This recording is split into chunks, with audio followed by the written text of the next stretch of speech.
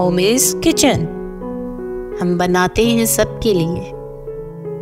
बिस्मिल्लाहिर्रहमानिर्रहीम। अस्सलाम वालेकुम व्यूवर्स, उम्मीद है आप सब खैरियत से होंगे और दुआ है कि अल्लाह ताला हम सबको अपने हिफ्ज़ व अमान में रखे। व्यूवर्स, आज हम बनाएंगे बीफ मसाला बोटी, जो कि बहुत ही टेंडर, जूसी और सॉफ्ट मीट बन के तैयार होता है। झटपट सी रेसिपी है, बहुत ही जल्दी और आसानी से बन जाती है। आइए स्टार्ट करते हैं। तो इससे पहले जल्दी से वीडियो को लाइक कर लें, चैनल पे नए हैं तो चैनल को सब्सक्राइब करें और साथ में लगा हुआ बेल आइकन जरूर प्रेस करें ताकि आने वाली सारी वीडियोस का नोटिफिकेशन आपको मिल सके। बीफ मसाला बोटी बनाने के लिए यहाँ पे मैंने 1.5 किलो बोनलेस बीफ यूज किया है। इसको अच्छी तरह से धो के साफ करके मैंने टोकरी में डाल के इसका सारा पानी खुश्क कर लिया था। बोटी का साइज आपने मीडियम रखना है, बहुत बड़े बड़े साइज के पीस नहीं लेने।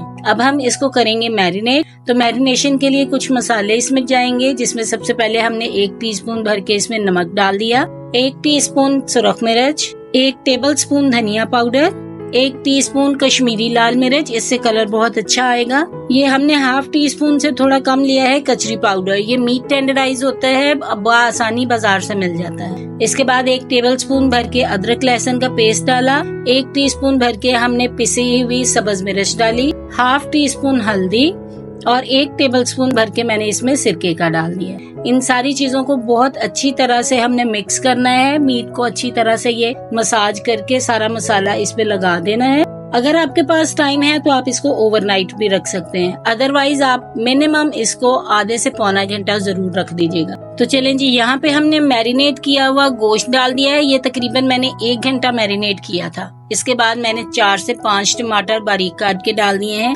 हमने इसमें प्याज वगैरह यूज नहीं करना है। जो भी मसाला बनेगा वो टमाटर और एक और चीज हम ऐड करेंगे, उसी से बनेगा। इसके बाद हम इसमें 1 से 2 कप पानी डाल देंगे, क्योंकि हमने इसमें सिरका भी डाला है, कचरी पाउडर भी डाला है, इसलिए बहुत ज्यादा पानी नहीं डालना। अब यहाँ पे विसल लगा के 15 मिनट के लिए हम गोश्त को पका लेंगे। यहाँ पे गोश्त पक गया था, वो मैंने साइड पे रख लिया है। अब एक पैन में लिया है ½ कप ऑयल, उसमें 2 तेजपत्ता डाले हैं, 1 टीस्पून भर के जीरा डाला है। इसको 1-2 मिनट के लिए फ्राई करेंगे जब तक कि जीरा कड़कड़ा जाए। जैसे ही जीरा कड़कड़ा जाएगा तो हमने जो मीट अपना बना के रखा हुआ था, गला के रखा हुआ था, वो इसमें डाल देंगे। एहतियात से डालिएगा क्योंकि ये इसी का पानी है, तो इसको हमने जाया नहीं करना, इसी में हमने इसको भूनना है। यहाँ पे देखें, इसको अच्छी तरह से मिक्स करते हैं। यहाँ मैं आपको मीट चेक करवा देती हूँ।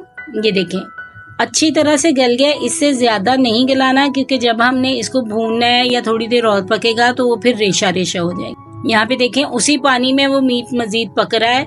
जैसे ही पानी थोड़ा सा खुश्क हो जाए, हम इसमें 1 कप भर के अच्छी तरह से फेंटा हुआ दही डाल देंगे। इसको मिक्स करेंगे और अब हमने पानी खुश्क होने तक इस गोश्त को दही वाले पानी में गला लेना।